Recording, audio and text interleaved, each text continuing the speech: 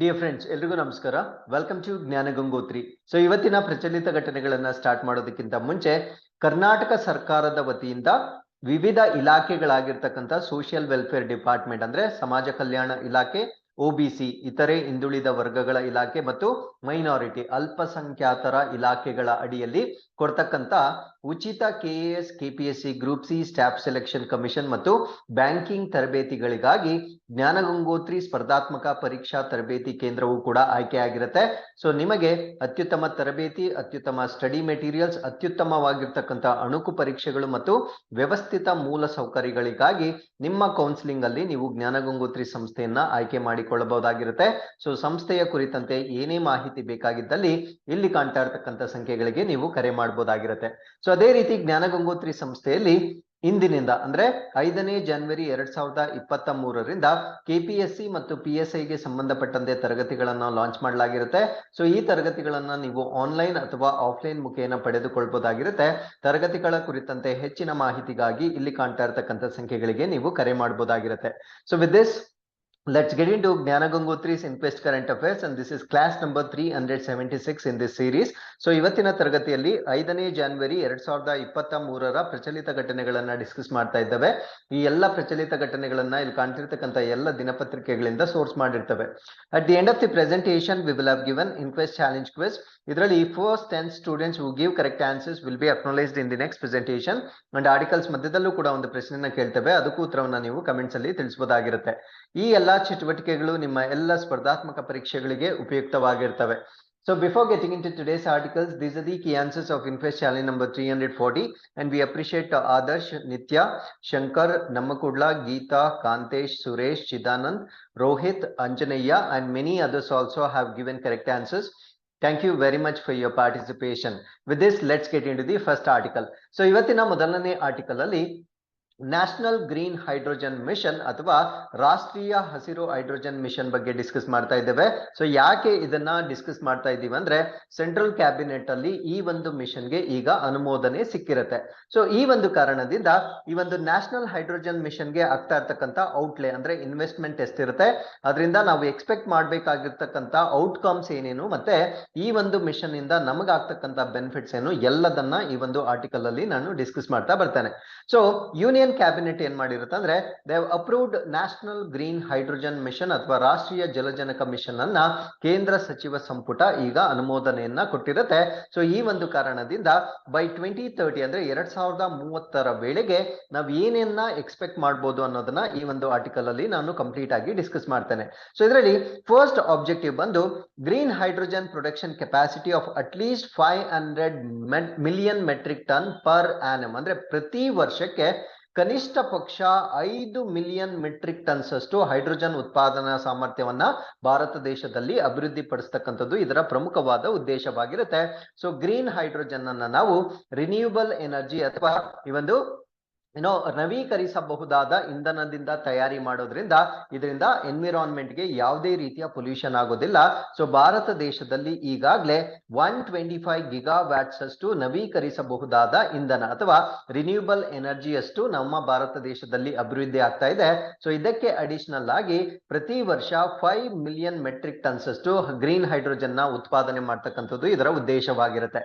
So ಇದಕ್ಕೆ ಆಗ್ತಾ ಇರ್ತಕ್ಕಂಥ ಇನ್ವೆಸ್ಟ್ಮೆಂಟ್ ಅಥವಾ ಹೂಡಿಕೆ ಎಷ್ಟು ಅಂದ್ರೆ 8 ಲಕ್ಷ ಕೋಟಿಗಳನ್ನ ಇದರಲ್ಲಿ ಇನ್ವೆಸ್ಟ್ ಮಾಡ್ತಾ ಇದ್ದಾರೆ. ಸೊ ಈ ಒಂದು ಇನ್ವೆಸ್ಟ್ಮೆಂಟ್ ನಿಂದ 6 ಲ್ಯಾಕ್ ಜಾಬ್ಸ್ ಅಂದ್ರೆ ಭಾರತ ದೇಶದಲ್ಲಿ 6 ಲಕ್ಷಕ್ಕಿಂತ ಹೆಚ್ಚು ಉದ್ಯೋಗಗಳು ಸೃಷ್ಟಿಯಾಗುತ್ತೆ. ಅದ್ರ ಜೊತೆಗೆ ಇವಾಗ ನಾವು ಬೇರೆ ದೇಶಗಳಿಂದ ಈ ಒಂದು ಫಾಸಿಲ್ ಫ್ಯೂಯಲ್ಸ್ ಅನ್ನ ಏನ್ ಇಂಪೋರ್ಟ್ ಮಾಡ್ಕೊಳ್ತಾ ಇದ್ದೇವೆ ಅಥವಾ ಈ ಪಳಿವಳಿಕೆ ಇಂಧನಗಳನ್ನ ಬೇರೆ ದೇಶಗಳಿಂದ ಏನು ಆಮದು ಮಾಡ್ಕೊಳ್ತಾ ಇದ್ದೇವೆ, ಸೊ ಆ ಒಂದು ಆಮದಿನ ವ್ಯಾಲ್ಯೂ ಅಂದ್ರೆ 1 ಲಕ್ಷ ಕೋಟಿಯಷ್ಟು ಹಣವನ್ನ ನಾವು ಸೇವ್ ಮಾಡಬಹುದಾಗಿರುತ್ತೆ.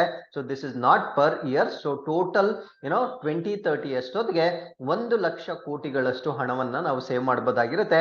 ಅದಕ್ಕಿಂತ ಮುಖ್ಯವಾಗಿ ಈ ಗ್ರೀನ್ ಹೌಸ್ ಗ್ಯಾಸಸ್ ಅಂತ ನಾವೇನ್ ಕರಿತೇವೆ ಅಂದ್ರೆ ಹಸಿರು ಮನೆ ಅನಿಲಗಳ ಹೊರಸೂಸುವಿಕೆ ಅಂತ ನಾವೇನ್ ಕರಿತೇವೆ. ಸೊ ವರ್ಷಕ್ಕೆ 5 ಮಿಲಿಯನ್ ಮೆಟ್ರಿಕ್ ಟನ್ಸ್ ಅಷ್ಟು ಹೊರಸೂಸುವಿಕೆಯನ್ನ ನಾವು ಕಡಿಮೆ ಮಾಡಬಹುದಾಗಿರುತ್ತೆ. ಸೊ ಇದರಿಂದ ನಮ್ಮ ಪರಿಸರಕ್ಕೂ ಕೂಡ ಸಾಕಷ್ಟು ಅಡ್ವಾಂಟೇಜಸ್ ಆಗುತ್ತೆ. ಸೊ ಇಷ್ಟು ಮಾಹಿತಿಯನ್ನ ನಾವು ಈ ನ್ಯಾಷನಲ್ ಗ್ರೀನ್ ಹೈಡ್ರೋಜನ್ ಮಿಷನ್ ಬಗ್ಗೆ ನಮಗೆ ಗೊತ್ತಿರಬೇಕಾಗಿರುತ್ತೆ. ಹಾಗಿದ್ರೆ ಈ ಒಂದು ಆರ್ಟಿಕಲ್ಗೆ ಸಂಬಂಧಪಟ್ಟಂತೆ ನಾವು ಕೇಳ್ತಾ ಇರ್ತಕ್ಕಂಥ ಇವತ್ತಿನ ಪ್ರಶ್ನೆ ಏನು ಅಂದ್ರೆ, NTPC limited commissioned India's first green hydrogen blending project in which place, ಅಂದ್ರೆ ಭಾರತ ದೇಶದ ಯಾವ ಸ್ಥಳದಲ್ಲಿ NTPC ಲಿಮಿಟೆಡ್ ವತಿಯಿಂದ ಈ ಗ್ರೀನ್ ಹೈಡ್ರೋಜನ್ ಮಿಶ್ರಣ ಮಾಡ್ತಕ್ಕಂಥ ಪ್ರಾಜೆಕ್ಟ್ ಅನ್ನ ಭಾರತ ದೇಶ ಸ್ಟಾರ್ಟ್ ಮಾಡಿದೆ ಅನ್ನೋದನ್ನ ನೀವು ನಮಗೆ ಕಮೆಂಟ್ಸ್ ಅಲ್ಲಿ ತಿಳಿಸಬಹುದಾಗಿರುತ್ತೆ. So with this we are come to the second article. This is about IITB ಏನಿದೆ, develops Aadhaar like digital identities for 9 countries. ಅಂದ್ರೆ ಭಾರತ ದೇಶದಲ್ಲಿ ನಾವು ಆಧಾರ್ ಕಾರ್ಡ್ ಅನ್ನ ಹೇಗೆ ಯೂಸ್ ಮಾಡ್ತಾ ಇದ್ದೇವೆ ಆ ರೀತಿಯ ಗುರುತು ಚೀಟಿಗಳನ್ನ 9 ದೇಶಗಳಿಗೆ ನಾವು ಡೆವಲಪ್ ಮಾಡಿಕೊಟ್ಟಿರ್ತೇವೆ. ಆ 9 ದೇಶಗಳು ಯಾವ್ದ್ಯಾವ್ದು, ಯಾರು ಡೆವಲಪ್ ಮಾಡ್ಕೊಂಡಿದ್ದಾರೆ, ಯಾರು ಇದಕ್ಕೆ ಫಂಡ್ ಮಾಡಿದ್ದಾರೆ, ಎಲ್ಲದರ ಬಗ್ಗೆ ನಾವು ಸಂಪೂರ್ಣವಾಗಿ ಡಿಸ್ಕಸ್ ಮಾಡ್ತಾ ಬರೋಣ. ಸೊ ಇಲ್ಲಿ ಪ್ರಮುಖವಾಗಿ ಒನ್ ಆಫ್ ದಿ ಕಂಟ್ರೀಸ್ ಅಂದ್ರೆ total as I told you before there are 9 countries. ಅದರಲ್ಲಿ ಒಂದು ಕಂಟ್ರಿಯನ್ನ ನಾನು ಡಿಸ್ಕಸ್ ಮಾಡೋದಾದ್ರೆ ಫಿಲಿಪೈನ್ಸ್ ಕಂಟ್ರಿಯಲ್ಲಿ ಇರ್ತಕ್ಕಂಥ 80% ಆಫ್ ದಿ ಪಾಪ್ಯುಲೇಷನ್ ಈ ಒಂದು ಆಧಾರ್ ಕಾರ್ಡ್ ಅಂದ್ರೆ ಭಾರತ ದೇಶದಲ್ಲಿ ಹೇಗೆ ಆಧಾರ್ ಕಾರ್ಡ್ ಇರುತ್ತೆ ಅದೇ ರೀತಿಯ ಆಧಾರ್ ಕಾರ್ಡ್ ಅನ್ನ ಡೆವಲಪ್ ಮಾಡ್ಕೊಟ್ಟಿರ್ತಾರೆ ಭಾರತ ದೇಶದವರು. ಆ ಒಂದು ಆಧಾರ್ ಕಾರ್ಡ್ ಅನ್ನ ನಾವೇನಂತ ಕರಿತೀವಿ ಅಂದ್ರೆ MOSIP ಅಂತ ಕರಿತೀವಿ, ಅಂದ್ರೆ MOSIP ಅಂತ ಕರಿತೇವೆ. ಸೊ ಅದರ ಅರ್ಥ ಮಾಡ್ಯುಲಾರ್ ಓಪನ್ ಸೋರ್ಸ್ ಐಡೆಂಟಿಟಿ ಪ್ಲಾಟ್ಫಾರ್ಮ್ ಅಂತ ಕರಿತೇವೆ. ಸೊ ಈ ಒಂದು ಐಡೆಂಟಿಟಿ ಪ್ಲಾಟ್ಫಾರ್ಮ್ ನಲ್ಲಿ ಫಿಲಿಪೈನ್ಸ್ ನಲ್ಲಿ ಇರ್ತಕ್ಕಂಥ 80% ಗಿಂತ ಹೆಚ್ಚು ಪಾಪ್ಯುಲೇಷನ್ ಇದರಲ್ಲಿ ಎನ್ರೋಲ್ ಆಗಿರ್ತಾರೆ. ಹಾಗಿದ್ರೆ ಈ ರೀತಿಯ ಒಂದು ಸಿಸ್ಟಮ್ ಅನ್ನ ಡೆವಲಪ್ ಮಾಡಿಕೊಟ್ಟಿರ್ತಕ್ಕಂಥವ್ರು ಯಾರು ಅಂದ್ರೆ IIITB ಅಂದ್ರೆ international institute of information technology Bengaluru, ಅಂದ್ರೆ ಬೆಂಗಳೂರಿನಲ್ಲಿ ಇರ್ತಕ್ಕಂಥ international institute of information technology ವತಿಯಿಂದ ಇದನ್ನ ಅವರಿಗೆ ಉಚಿತವಾಗಿ ಡೆವಲಪ್ ಮಾಡಿಕೊಟ್ಟಿರ್ತಾರೆ. So this is on the request of the world bank, ಅಂದ್ರೆ ವಿಶ್ವ ಬ್ಯಾಂಕ್ ಕೋರಿಕೆಯ ಮೇರೆಗೆ ಈ ರೀತಿಯ ಒಂದು ಪ್ರಾಡಕ್ಟ್ ಅನ್ನ ಡೆವಲಪ್ ಮಾಡಿಕೊಟ್ಟಿರ್ತಾರೆ. And the project provides digital identities similar to Aadhaar to underdeveloped and developing countries, ಅಂದ್ರೆ ಅಭಿವೃದ್ಧಿ ಹೊಂದುತ್ತಿರುವ ರಾಷ್ಟ್ರಗಳು ಮತ್ತೆ ಅಭಿವೃದ್ಧಿ ಹೊಂದದೆ ಹಿಂದುಳಿದ ರಾಷ್ಟ್ರಗಳು ಏನಿರ್ತವೆ.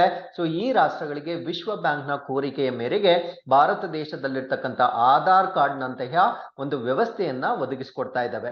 ಸೊ ಅದಾದ್ಮೇಲೆ ಈ ಒಂದು ಕಂಟ್ರೀಸ್ ಏನಿರ್ತವೆ, ಸೊ ಆ ಕಂಟ್ರೀಸ್ಗಳು ಈ ಒಂದು ಸರ್ವಿಸ್ ಅನ್ನ ಉಚಿತವಾಗಿ ಅವರು ಯೂಸ್ ಮಾಡ್ಕೊಳ್ಬೋದಾಗಿರುತ್ತೆ. ಆ 9 ಕಂಟ್ರೀಸ್ ಯಾವ್ದ್ಯಾವ್ದು ಅನ್ನೋದನ್ನ ಇಲ್ಲಿ ಪಟ್ಟಿ ಮಾಡಿರ್ತವೆ. This is very very important. So ಇದನ್ನ ನೀವು ಮುಖ್ಯವಾಗಿ ನೋಡ್ಕೊಳ್ಬೇಕಾಗಿರುತ್ತೆ. ಸೊ ಭಾರತ ದೇಶದವರು ವಿಶ್ವ ಬ್ಯಾಂಕ್ ನ ಕೋರಿಕೆಯ ಮೇರೆಗೆ ಯಾವ ರಾಷ್ಟ್ರಗಳಿಗೆ ಭಾರತ ದೇಶದಂತಹ ಒಂದು ಆಧಾರ್ ಕಾರ್ಡ್ ಸಿಸ್ಟಮ್ ಅನ್ನ ಡೆವಲಪ್ ಮಾಡಿಕೊಟ್ಟಿದೆ ಅಂತ ಪ್ರಶ್ನೆ ಕೇಳಿದಾಗ ಈ 9 ರಾಷ್ಟ್ರಗಳು ನಿಮ್ಗೆ ಗೊತ್ತಿರಬೇಕಾಗಿರುತ್ತೆ.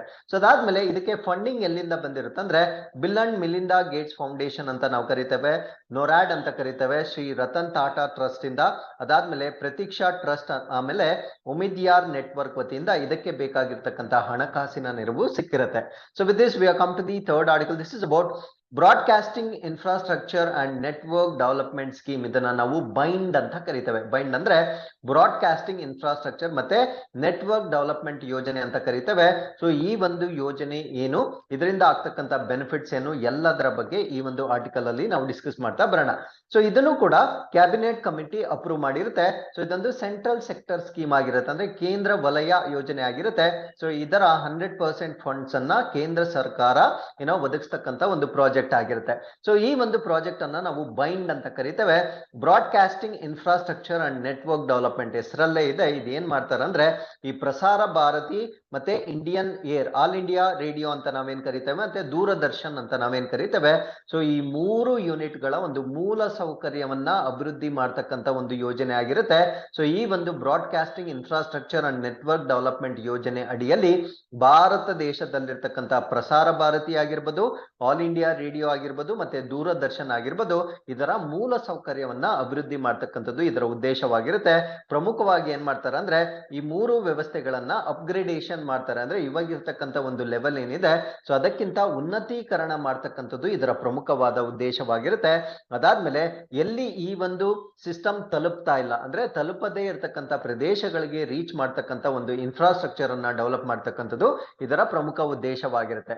So Prasar Bharati as the public broadcaster, it is most important vehicle of information, education, entertainment and engagement for the people in the remote areas of the countries. ಅಂದ್ರೆ ನಮ್ಮ ಒಂದು ದೇಶದ ಈ ಒಂದು ದೂರದ ಪ್ರದೇಶಗಳ ಇರ್ತಕ್ಕಂಥ ಜನರಿಗೆ ಮಾಹಿತಿ ಆಗಿರ್ಬೋದು, ಶಿಕ್ಷಣ ಆಗಿರ್ಬೋದು ಅಥವಾ ಮನೋರಂಜನೆ ಆಗಿರ್ಬೋದು, ಸೊ ಇದೆಲ್ಲ ಪ್ರಮುಖವಾಗಿ ಸಿಗ್ತಕ್ಕಂಥದ್ದು ಪ್ರಸಾರ ಭಾರತೀಯ ವತಿಯಿಂದ ಸಿಗ್ತಕ್ಕಂಥ ಒಂದು ಸರ್ವಿಸ್ ಆಗಿರುತ್ತೆ.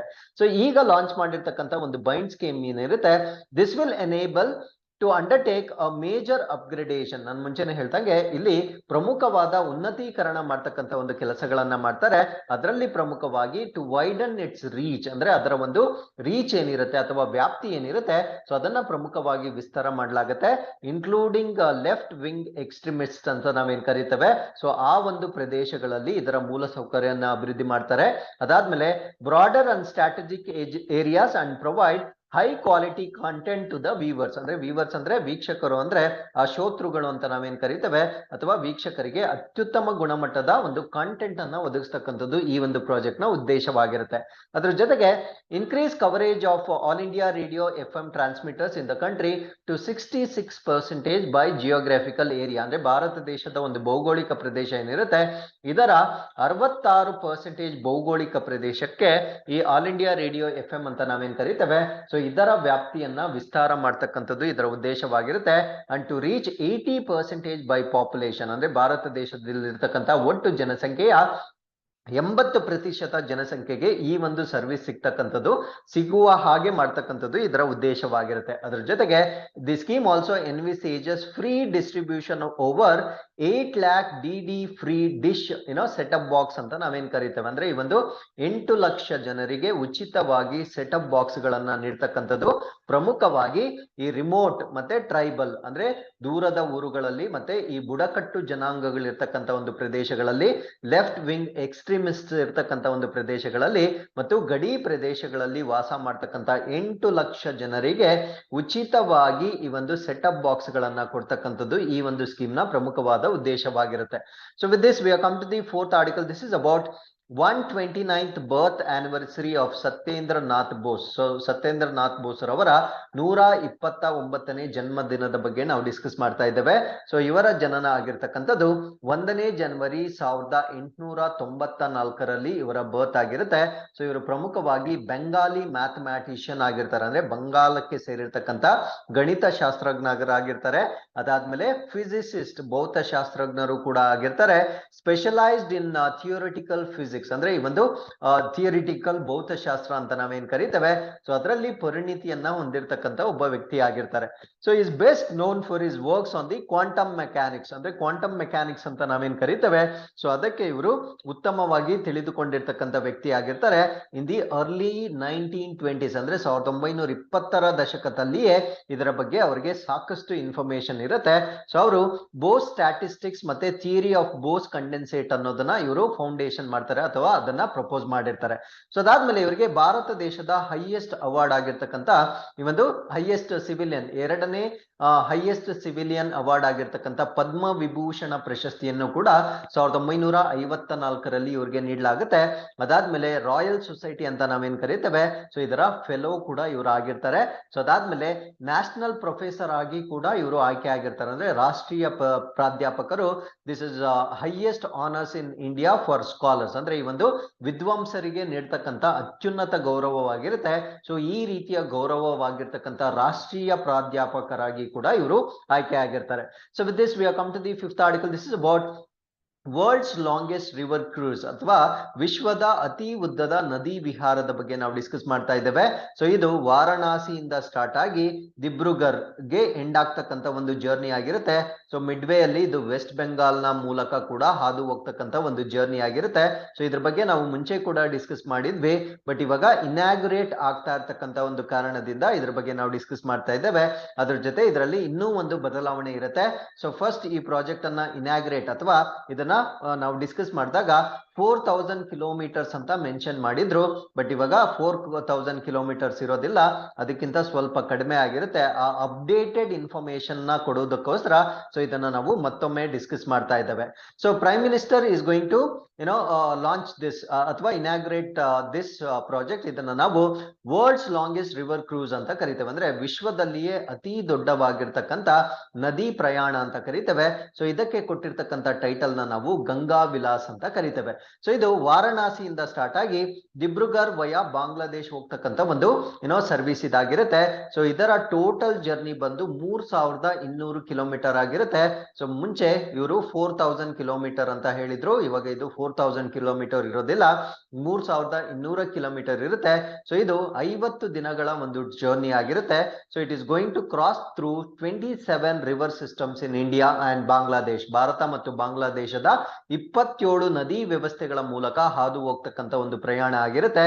ಸೊ ಈ ಒಂದು ಪ್ರಯಾಣದ ಹಾದಿಯಲ್ಲಿ 50 architectural important places including world heritage sites ಅನ್ನ ಮೀಟ್ ಮಾಡಬಹುದಾಗಿರುತ್ತೆ ಅಥವಾ ವಿಸಿಟ್ ಮಾಡಬಹುದಾಗಿರುತ್ತೆ. ಅಂದ್ರೆ ಈ ಒಂದು ಜರ್ನಿಯಲ್ಲಿ 50ಕ್ಕೂ ಹೆಚ್ಚು ವಾಸ್ತುಶಿಲ್ಪದ ಪ್ರಮುಖ ಸ್ಥಳಗಳು ಮತ್ತು ವಿಶ್ವ ಪರಂಪರೆಯ ತಾಣಗಳು ಸೇರಿದಂತೆ ಕೆಲವೊಂದು ಪ್ರದೇಶಗಳನ್ನ ಮೀಟ್ ಮಾಡಬಹುದಾಗಿರುತ್ತೆ. ಸೊ ಕೆಲವೊಂದು ಇಂಪಾರ್ಟೆಂಟ್ ಪ್ಲೇಸಸ್ ನ ನಾವು ಹೇಳೋದಾದ್ರೆ ಸುಂದರ್ಬನ್ ಡೆಲ್ಟಾ ಅಂತ ನಾವೇನ್ ಕರಿತೇವೆ, ಮತ್ತೆ ಕಾಜಿರಂಗ ನ್ಯಾಷನಲ್ ಪಾರ್ಕ್ ಅಥವಾ ಉದ್ಯಾನವನ ಅಂತ ನಾವೇನ್ ಕರಿತೇವೆ. ಸೊ ಇದರ ಮುಖಾಂತರ ಹಾದು ಹೋಗ್ತಕ್ಕಂಥ ಒಂದು ಜರ್ನಿ ಆಗಿರುತ್ತೆ. So with this we have come to the 6th article. This is about first all India annual state ministers conference on water. So ಮೊಟ್ಟ ಮೊದಲ ಅಖಿಲ ಭಾರತ ವಾರ್ಷಿಕ ರಾಜ್ಯ ಸಚಿವರ ನೀರಿನ ಕುರಿತು ಸಮ್ಮೇಳನ.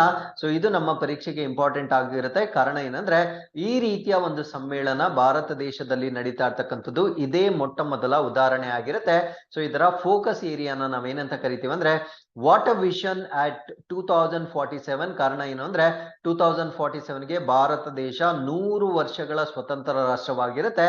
ಸೊ ಆ ಒಂದು ಕಾರಣದಿಂದ ವಾಟರ್ ವಿಷನ್ ಅಟ್ 2047 ಅನ್ನ ಡಿಸ್ಕಸ್ ಮಾಡ್ಲಿಕ್ಕೆ first all India annual state ministers conference on water ಮಾಡ್ತಾ ಇದ್ದಾರೆ. ಸೊ ಈ ಒಂದು ಕಾನ್ಫರೆನ್ಸ್ ನ ಥೀಮ್ ಏನು ಅಂದ್ರೆ ವಾಟರ್ ವಿಷನ್ ಅಟ್ 2047 ಅಂತ ಕರಿತೇವೆ. ಸೊ ಇದನ್ನ ಎಲ್ಲಿ ಮಾಡ್ತಾ ಇದ್ದಾರೆ ಅಂದ್ರೆ ಮಧ್ಯಪ್ರದೇಶದ ಭೋಪಾಲ್ ನಲ್ಲಿ ಇದನ್ನ ಮಾಡ್ತಾ ಇದ್ದಾರೆ. ಸೊ ಇದನ್ನ ಆರ್ಗನೈಸ್ ಮಾಡ್ತಾ ಇರ್ತಕ್ಕಂಥವ್ರು ಮಿನಿಸ್ಟ್ರಿ ಆಫ್ ಜಲಶಕ್ತಿ ಅಥವಾ ಜಲಶಕ್ತಿ ಸಚಿವಾಲಯದ ವತಿಯಿಂದ ಇದನ್ನ ಆರ್ಗನೈಸ್ ಮಾಡ್ತಾ ಇದ್ದಾರೆ. ಸೊ ಇದರ ಪ್ರೈಮರಿ ಆಬ್ಜೆಕ್ಟಿವ್ ಏನು ಅಂದ್ರೆ gather inputs for the vision India at 2047. ಅಂದ್ರೆ ಇದರ ಥೀಮ್ ಆಗಿರ್ತಕ್ಕಂಥ ಭಾರತ ಅಟ್ 2047 ಅಂತ ನಾವೇನ್ ಕರಿತೇವೆ. ಸೊ ಈ ಒಂದು ದೃಷ್ಟಿಕೋನಕ್ಕೆ ಸಂಬಂಧಪಟ್ಟಂತೆ ಅಭಿಪ್ರಾಯಗಳನ್ನ ಸಂಗ್ರಹ ಮಾಡ್ತಕ್ಕಂಥದ್ದು ಇದರ ಉದ್ದೇಶವಾಗಿರುತ್ತೆ. ಕಾರಣ ಏನು ಅಂದ್ರೆ water sector will play a significant role in achieving the heights India strives to reach. ಅಂದ್ರೆ ಭಾರತ ಒಂದು ಉನ್ನತ ಗುರಿಗಳನ್ನ ಸಾಧಿಸ್ತಕ್ಕಂಥ ಒಂದು ಗುರಿಯನ್ನ ತಲುಪಬೇಕಾಗಿದ್ದರೆ ಈ ಜಲಕ್ಷೇತ್ರ ಮಹತ್ವದ ಪಾತ್ರವನ್ನ ವಹಿಸುತ್ತೆ. ಬಿಕಾಸ್ ನಮ್ಮ ಅಗ್ರಿಕಲ್ಚರ್ ಆಗಿರ್ಬೋದು, ಇನ್ಫ್ರಾಸ್ಟ್ರಕ್ಚರ್ ಡೆವಲಪ್ಮೆಂಟ್ ಆಗಿರ್ಬೋದು, ವಾಟರ್ ವೇಸ್ ಅಂದ್ರೆ ಜಲಮಾರ್ಗಗಳಾಗಿರ್ಬೋದು, ಫಿಶರಿ ಆಗಿರ್ಬೋದು, ಬ್ಲೂ ಎಕಾನಮಿ ಆಗಿರ್ಬೋದು, ಸೊ ಎಲ್ಲಾ ಕೂಡ ಈ ನೀರಿನ ಮೇಲೆ ಕೇಂದ್ರೀಕರಿಸುವುದರಿಂದ ಸೊ ಇದು ನಮ್ಮ ಭಾರತ ದೇಶದ ಅಭಿವೃದ್ಧಿಗೆ ಪ್ರಮುಖವಾದ ಪಾತ್ರವನ್ನ ವಹಿಸ್ತಕ್ಕಂಥ ಒಂದು ಕಾನ್ಸೆಪ್ಟ್ ಆಗಿರುತ್ತೆ. So it brings together key policy makers to discuss ways to harness water resources for the sustainable development and human progress. ಅಂದ್ರೆ ಈ ಒಂದು ಸುಸ್ಥಿರ ಅಭಿವೃದ್ಧಿ ಅಂತ ನಾವೇನ್ ಕರಿತೇವೆ, ಅದಾದ್ಮೇಲೆ ಮಾನವನ ಪ್ರಗತಿಗಾಗಿ ಈ ಜಲ ಸಂಪನ್ಮೂಲಗಳನ್ನ ನಾವು ಹೇಗೆ ಬಳಸಿಕೊಳ್ಳಬೇಕು ಎಂಬ ಮಾರ್ಗಗಳನ್ನ ಚರ್ಚಿಸಲಿಕ್ಕೆ ಇದು ಒಂದು ಉತ್ತಮವಾಗಿರ್ತಕ್ಕಂಥ ಒಂದು ವೇದಿಕೆ ಆಗಿರುತ್ತೆ. So with this we come to the 7th article. This is about world Braille day ಅಥವಾ ವಿಶ್ವ ಬ್ರೈಲಿ ದಿನ 2023. ಸೊ ಈ ಒಂದು ದಿನವನ್ನ ಪ್ರತಿ ವರ್ಷ ಜನವರಿ 4ನೇ ತಾರೀಕು ಆಚರಣೆ ಮಾಡಲಾಗುತ್ತೆ. ಸೊ ಇದರ ಉದ್ದೇಶ ಏನು ಅಂದ್ರೆ to raise the awareness and importance of the Braille as the means of communication for blind or partially sighted people. ಅಂದ್ರೆ ಈ ಕಣ್ಣು ಕಾಣದೇ ಇರತಕ್ಕಂತ ಅಂಧರು ಅಥವಾ ಭಾಗಶಃ ದೃಷ್ಟಿಯನ್ನ ಹೊಂದಿರತಕ್ಕಂತ ಜನರಿಗೆ ಈ ಒಂದು ಕಮ್ಯುನಿಕೇಶನ್ ಮಾಡ್ಲಿಕ್ಕೆ ಈ ಬ್ರೈಲ್ ಅಂತ ಒಂದು ಪದ್ಧತಿ ಏನಿರುತ್ತೆ, ಸೊ ಇದರ ಮಹತ್ವದ ಬಗ್ಗೆ ಒಂದು ಎಚ್ಚರಿಕೆ ಅಥವಾ ಅವೇರ್ನೆಸ್ ಅನ್ನ ಕ್ರಿಯೇಟ್ ಮಾಡ್ತಕ್ಕಂತ ಒಂದು ದಿನ ಆಗಿರುತ್ತೆ. ಸೊ ಅದಾದ್ಮೇಲೆ ಅವರಿಗೆ ಈಕ್ವಲ್ ರೈಟ್ಸ್ ಅನ್ನ ನೀಡ್ತಕ್ಕಂತ ಒಂದು ಆಪರ್ಚುನಿಟೀಸ್ ಅಂದ್ರೆ ಸಮಾನ ಅವಕಾಶಗಳು ಮತ್ತೆ ಹಕ್ಕುಗಳ ಬಗ್ಗೆ ಒಂದು ಮನವರಿಕೆ ಮಾಡ್ಕೊಡ್ತಕ್ಕಂತ ಒಂದು ದಿನ ಆಗಿರುತ್ತೆ. ಸೊ ಇದನ್ನ ರೆಕಗ್ನೈಸ್ ಮಾಡಿರ್ತಕ್ಕಂಥ ವರ್ಷ ಯಾವುದು ಅಂದ್ರೆ 2019ರಲ್ಲಿ ಯುನೈಟೆಡ್ ನೇಷನ್ ಈ ಒಂದು ದಿನವನ್ನ ರೆಕಗ್ನೈಸ್ ಮಾಡಿರುತ್ತೆ. ಸೊ ಇದಕ್ಕೆ ಯಾಕೆ ಬ್ರೈಲಿ ಡೇ ಅಂತ ಕರಿತೀವಿ ಅಂದ್ರೆ ಇದು ಲೂಯಿಸ್ ಬ್ರೈಲಿ ಅಂತ ನಾವು ಕರಿತೇವೆ. ಅಂದ್ರೆ ಈ ಒಂದು ಪದ್ಧತಿಯನ್ನ ಕಂಡು ಹಿಡಿದಿರ್ತಕ್ಕಂಥ ಒಬ್ಬ ಶಿಕ್ಷಣ ತಜ್ಞ, ಅವರನ್ನ ನಾವು ಲೂಯಿಸ್ ಬ್ರೈಲ್ ಅಂತ ನಾವು ಕರೀತೇವೆ. ಸೊ ಇವರ ಹೆಸರನ್ನೇ ಬ್ರೈಲ್ ಅಂತ ಇಟ್ಟಿರ್ತಾರೆ. ಸೊ ಇವರು ತಮ್ಮ 3ನೇ ವಯಸ್ಸಿನಲ್ಲಿ ತಮ್ಮ ದೃಷ್ಟಿಯನ್ನ ಕಳ್ಕೊಳ್ತಾರೆ. ಸೊ ಅದಾದ್ಮೇಲೆ ಈ ಒಂದು ಸಿಸ್ಟಮ್ ಆಫ್ ಕಮ್ಯುನಿಕೇಶನ್ ಅನ್ನ ಡೆವಲಪ್ ಮಾಡಿರ್ತಾರೆ. ಸೊ ಆ ಒಂದು ಕಾರಣಕ್ಕಾಗಿ ಈ ದಿನಕ್ಕೆ ನಾವು ಲೂಯಿಸ್ ಬ್ರೈಲ್ ಡೇ ಅಂತ ಕರೀತೇವೆ. So it is named after its inventor in the 19th century France. ಅಂದ್ರೆ ಇವರು ಫ್ರಾನ್ಸ್ಗೆ ಸೇರಿರ್ತಕ್ಕಂಥ ವ್ಯಕ್ತಿ ಆಗಿರ್ತಾರೆ. ಸೊ ಇದನ್ನ ಇನ್ವೆಂಟ್ ಮಾಡಿರ್ತಕ್ಕಂಥದ್ದು 19ನೇ ಶತಮಾನದಲ್ಲಿ.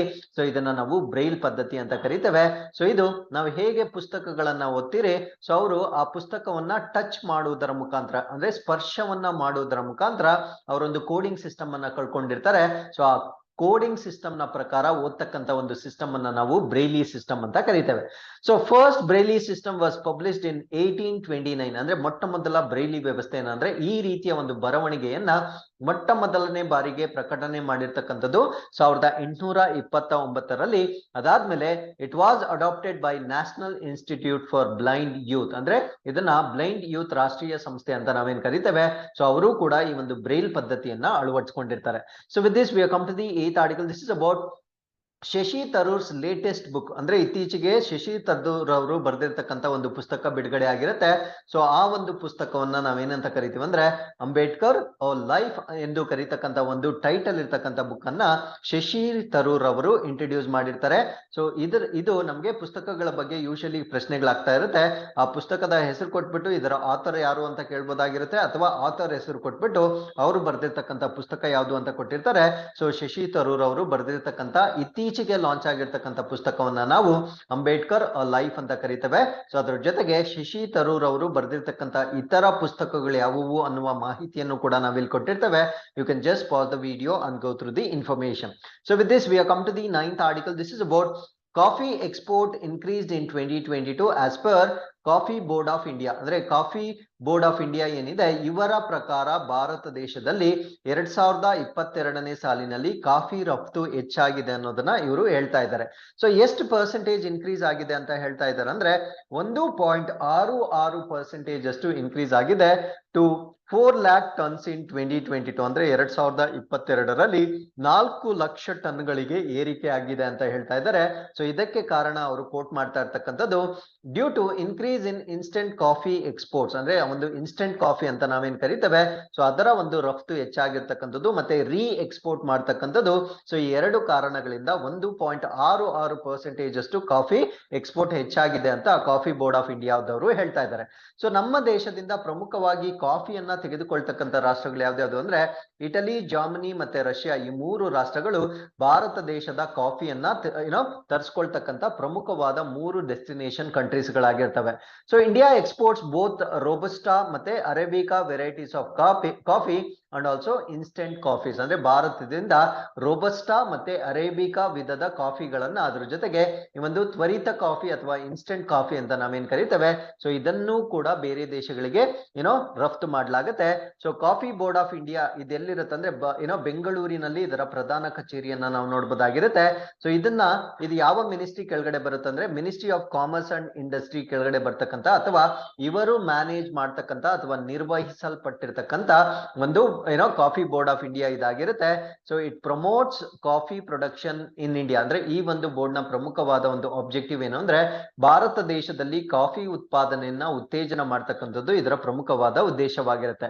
So with this we have come to the 10th article. This is about Uttarakhand government abolishes system of revenue police. So ಉತ್ತರಾಖಂಡದಲ್ಲಿ ಒಂದು ಕಂದಾಯ ಪೊಲೀಸ್ ವ್ಯವಸ್ಥೆ ಅಂತ ಇರುತ್ತೆ. ಸೊ ಇದು ತುಂಬಾ ಓಲ್ಡ್ ಸಿಸ್ಟಮ್ ಆಗಿರುತ್ತೆ. ಇದು ಬ್ರಿಟಿಷರ ಕಾಲದಲ್ಲಿ ನೇಮಕಗೊಂಡಿರ್ತಕ್ಕಂಥ ಒಂದು ಕಂದಾಯ ಪೊಲೀಸ್ ವ್ಯವಸ್ಥೆ ಆಗಿರುತ್ತೆ.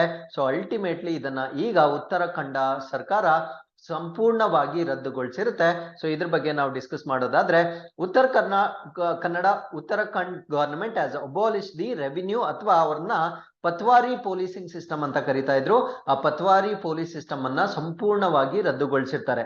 So this will now be under the regular policing system. ಅಂದ್ರೆ ಈ ಒಂದು ರೆವಿನ್ಯೂ ಪೊಲೀಸ್ ಮುಂಚೆ ಏನಿತ್ತು, ಸೊ ಇವಾಗ ಮಾಮೂಲಿ ಪೊಲೀಸ್ ವ್ಯವಸ್ಥೆ ಏನಿದೆ, ಸೊ ಅದರ ಅಡಿಯಲ್ಲಿ ಈ ಒಂದು ಸಿಸ್ಟಮ್ ಕೂಡ ಒಳಪಟ್ಟಿರುತ್ತೆ. So it was introduced by British. So 150 ವರ್ಷಗಳ ಹಿಂದೆ ಈ ಒಂದು ಸಿಸ್ಟಮ್ ಅನ್ನ ಬ್ರಿಟಿಷರು ಪರಿಚಯಿಸಿರ್ತಕ್ಕಂಥ ಒಂದು ವ್ಯವಸ್ಥೆ ಆಗಿರುತ್ತೆ. ಸೊ ಇದನ್ನ 150 ವರ್ಷಗಳ ನಂತರ ಉತ್ತರಾಖಂಡ ಸರ್ಕಾರ ಅಬಾಲಿಷ್ ಮಾಡಿರುತ್ತೆ. So under the system the civil officials ಅಥವಾ patwaris of the revenue department had the power to investigate arrest the offenders just like police. ಅಂದ್ರೆ ಪೊಲೀಸರು ಇವಾಗ ಯಾವ ರೀತಿ ತನಿಖೆಯನ್ನ ಮಾಡ್ತಾರೆ, ಯಾವ ರೀತಿ ಬಂಧನಗಳನ್ನ ಮಾಡ್ತಾರೆ, ಅದೇ ಅಧಿಕಾರವನ್ನ ಈ ಒಂದು ಸಿವಿಲ್ ಅಧಿಕಾರಿಗಳಿಗೂ ಅಥವಾ ಪದವಾಧಾರಿಗಳಿಗೆ ಕೊಟ್ಟಿದ್ರು.